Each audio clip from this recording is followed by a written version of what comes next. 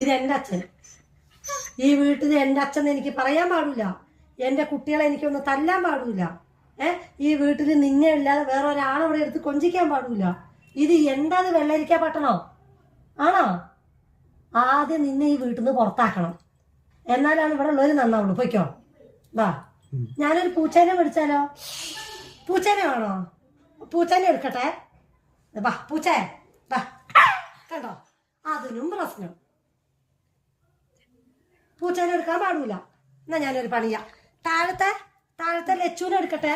അമ്മേ, നിന്റെ അനിയത്തീനെ എടുക്കട്ടെ. അതിനും പ്രശ്നം. കൈ വെച്ച്